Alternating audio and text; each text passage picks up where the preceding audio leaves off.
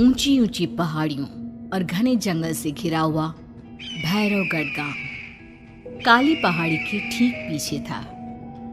काली पहाड़ी यानी मौत का घर। भैरवगढ़ गांव तक पहुंचने का रास्ता बेहद दुर्गम था।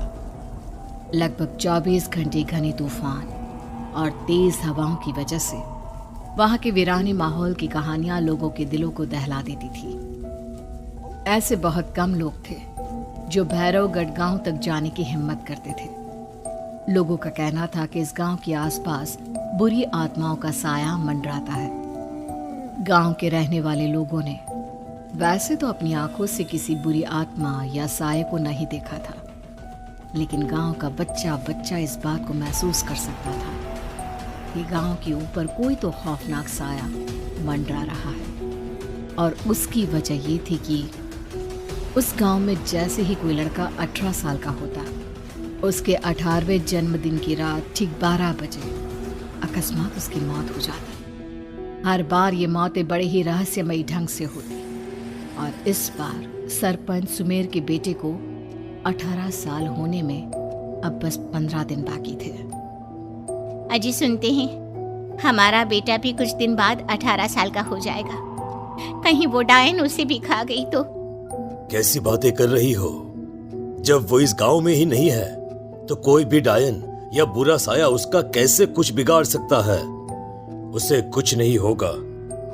हाँ जानती हूँ, आपने उसे पढ़ाई के बहाने इस गांव से बाहर निकाल शहर भेज दिया है, लेकिन ये भी तो सच है ना कि वो बार बार यहाँ आने की जिद करता रहता है। वो चाहे कितनी भी जिद कर ले जानकी, पर मैं उससे इस गांव में कभी वापस नहीं आने दूंगा। मैं नहीं चाहता कि गांव के दूसरे लड़कों की तरह मेरे बेटे की भी अजीबोगरीब ढंग से मौत हो जाए। कभी कभी तो लगता है कि हम सब गांव वालों को हिम्मत करके अपने गांव को इस बुरी आत्मा से छुड़वा लेना चाहिए। लेकिन कौन जानता है आखिर वो खतरनाक साया किसका है? वो काली आत्मा कौन है जो रातों रात हमारे गांव के लड़कों को निगल जाती है? सुमेर और जानकी जब ये सारी बातें कर रहे थे तब रात के लगभग 10 बज चुके थे और हर रात की तरह भैरवगढ़ गांव एक भयानक काले तूफान की आगोश में था। बाहर चल रही तेज हवाएं और बारिश के बीच कभी कभी ऐसा लगता जैसे कोई बुरी तरह से चीख रहा है। किसी के तड़पने और चीखने की आवाजें गांव के कानों में बार बार टकराती, पर वहां रहने वाले किसी भी औरत या आदमी के अंदर इतना साहस नहीं था कि वो अपने घर से बाहर कदम रख के उन आवाजों तक पहुंच सके। सो जाओ जानकी और घर के खिड़की दरवाजे कसकर बंद कर दो। अब जानकी सब खिड़कियां ठीक से बंद करने ही लगती है कि तभी उसे अपने घर के दरवाजे पर जोर जोर से खटखटाने की आवाजें सुनाई देती है। इन आवाजों को सुनकर जानकी और सुमेर के चेहरे डर से पीले और हाथ पैर ठंडे पड़ जाते हैं। जानकी, जानकी, इतनी रात कौन होगा? पता नहीं, ऐसा लग रहा है कोई बुरी तरह से दरवाजा खटखटा रहा है। अरे हाँ, पर किसी की आवाज भी तो नहीं आ रही। क्या करूं? दरवाजा खोल लूं या नहीं? कहीं ऐसा ना हो कि किसी को हमारी मदद की जरूरत हो। लड़खड़ाते कदमों से सुमेर दरवाजे के करीब जाता है और अपने कान को दरवाजे पर रख धीरे से आवाज देते हुए पूछता है, कौन है? कौन है वहां? तभी एक बेहद डराने वाली आवाज उसके कानों से टकराती है। दरवाजा खोलो, दरवाजा खोलो, वरना आज की रात इस गांव में कोई जिंदा नहीं बचेगा। मैं जानती हूँ तुम्हारा बेटा 18 साल का होने वाला है। अगर उसकी जान की जरा भी परवाह है तो दरवाजा खोल दो। इस आवाज को सुनते ही सुमेर घबरा कर पीछे हट जाता है और जानकी को पूरी बात बताता है।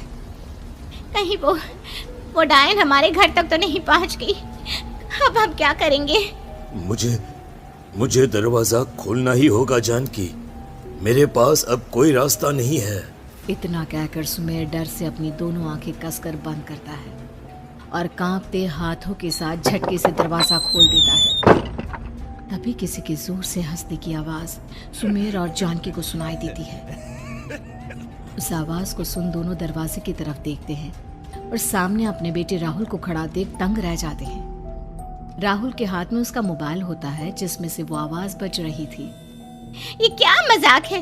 और तू यहाँ, तुझे मना किया था ना गांव में आने को, समझ में नहीं आता क्या? 18 साल का होने वाला है तू। माँ, आप लोग भी पता नहीं किन अंधविश्वास भरी बातों पर भरोसा करते हैं। क्या मैं अपने घर नहीं आ सकता? आप लोगों से नहीं मिल सकता? देख बेटा, हमने तुझे किसी वजह से ही इस गांव से दूर रखा था और यहाँ आकर तूने अच्छा नहीं किया। चल, मैं तुझे अभी के अभी वापस शहर छोड़कर आता हूँ। ओफो पापा, आप बेकार की बातों से परेशान हो रहे हैं।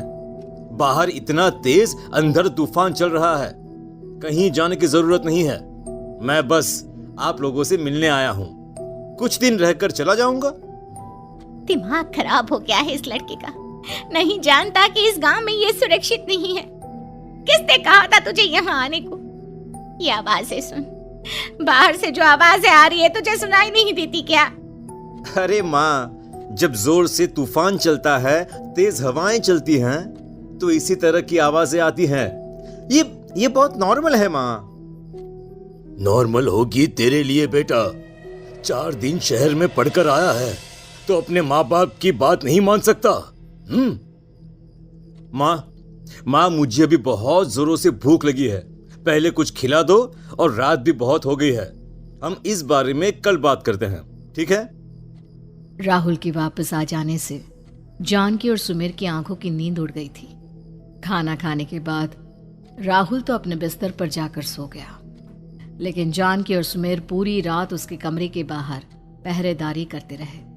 उन्हें पल पल इसी बात का डर था कि कहीं उनके बेटे को कुछ हो ना जाए। रात बीतती है, सुबह का सूरज निकलता है। अब जैसे ही वो राहुल को नींद से जागते देखते हैं तो उन दोनों के दिल को सुकून मिलता है। अरे माँ, पापा, आप अभी तक यहीं बैठे हैं? क्या पूरी रात सोए नहीं? जिनकी जवान बेटी की जान को खतरा हो, उन माँ बाप को नींद नहीं आती बेटा। अब तो वापस शहर चला जा। देखो माँ, मैं किसी जरूरी काम से इस गांव में आया हूँ, और वो काम पूरा होने के बाद मैं खुद यहाँ से चला जाऊंगा। काम? गांव में तेरा क्या काम है?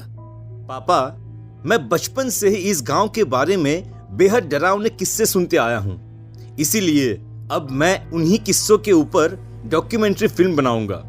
रिसर्च करना चाहता हूँ कि आखिर सच्चाई है क्या। हे भगवान, लो जी, सुन लिया, और भेजो इसे पढ़ने के लिए शहर। मैंने आपसे पहले ही कहा था, मेरी बहन के पास दूसरे गांव भेज दो। ना ये शहर जाता और ना उल जुलूल की बात इसके दिमाग में आती। जानकी और सुमेर राहुल को समझाने की बहुत कोशिश करते हैं, पर वो किसी की बात नहीं सुनता और अपना कैमरा लेकर गांव की पास वाली काली पहाड़ी की तरफ निकल जाता है। अब राहुल जैसे ही काली पहाड़ी पर पहुंचता है, उसकी नजर पहाड़ी के ठीक बीचों बीच बनी एक पुरानी झोपड़ी पर पड़ती है। यहाँ भी कोई रहता है क्या? ये इंटरेस्टिंग होगा। राहुल की आवाज पहाड़ों से टकराकर उसके कानों में सुनाई दे रही थी। उसने चारों तरफ का नजारा देखकर वहां की तस्वीरें अपने कैमरे में उतारना शुरू कर दिया। तभी अचानक राहुल ने अपने कैमरे में खींची हुई तस्वीर को जूम करके देखा और उसमें उसे जो नजर आया वो देखकर राहुल की होश उड़ गए। क्या सचमुच उस गांव के ऊपर किसी बुरी आत्मा का साया था? क्या राहुल की जान बच पाएगी?